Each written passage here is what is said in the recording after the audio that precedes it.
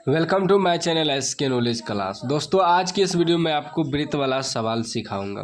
यह सब सवाल ज़्यादातर ऑब्जेक्टिव में पूछा जाता है। दो तरह का सवाल मैं इस वीडियो में आपको सिखाऊंगा। यदि इस वीडियो का आप पूरा देख लेते हैं तो 100% आज के बाद इस तरह का सवाल आपसे नहीं छूटेगा।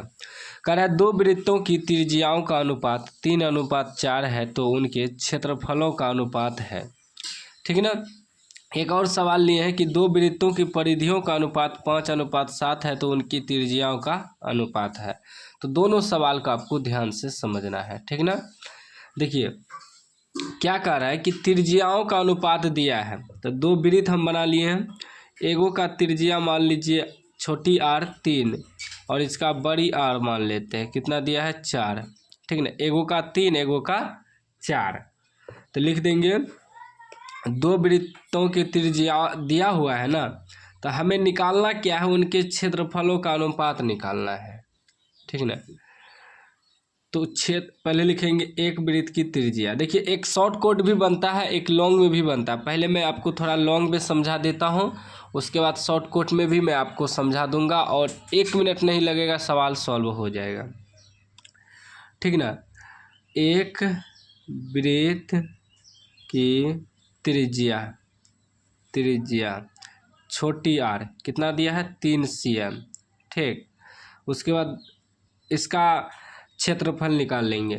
ठीक ना। क्षेत्रफलों का अनुपात कर रहा है ना, तो इसका क्षेत्रफल क्या हो जाएगा, क्षेत्रफल का सूत्र होता है πr²।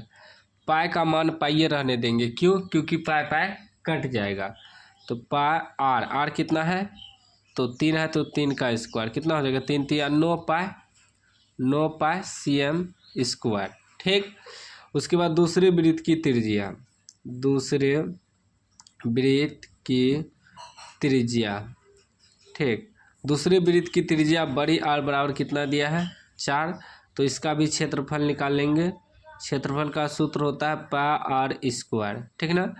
तो पाई की जगह पाइए रहने देंगे। r कितना है 4 है तो 4 का स्क्वायर कितना हो जाएगा, 4 चौके 16 पाई cm²। ठीक। दोनों का अलग अलग क्षेत्रफल निकाल दिए। अब कह रहा है कि उनके क्षेत्रफलों का अनुपात निकाल लें। तो लिखेंगे क्षेत्रफलों का अनुपात।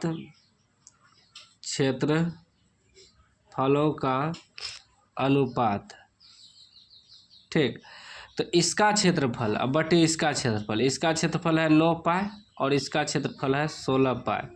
पाई पर कट गया तो क्या बचा, 9/16 बचा, यानी कि 9:16। ये आपका आंसर हो गया। ऑप्शन है ना 9:16।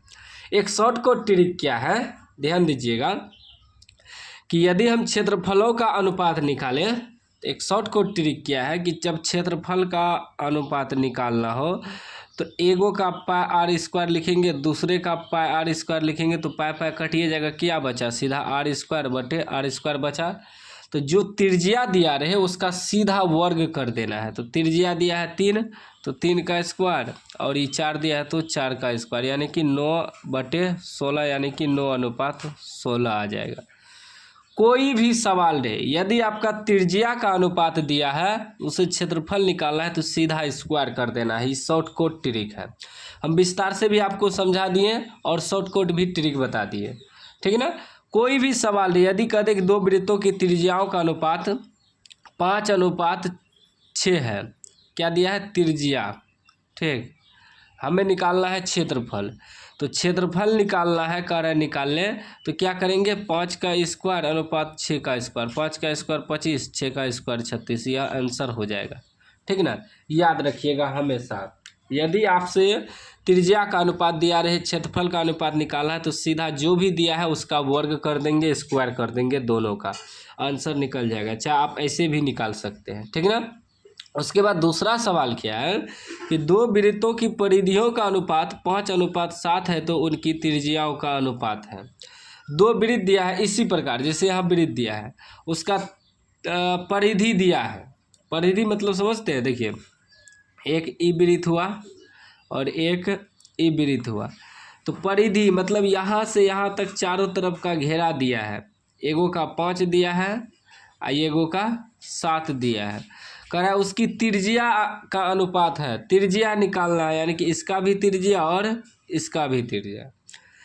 तो लिखेंगे एक वृत्त की परिधि, एक वृत्त, इसका भी शॉर्टकट ट्रिक भी बताऊंगा।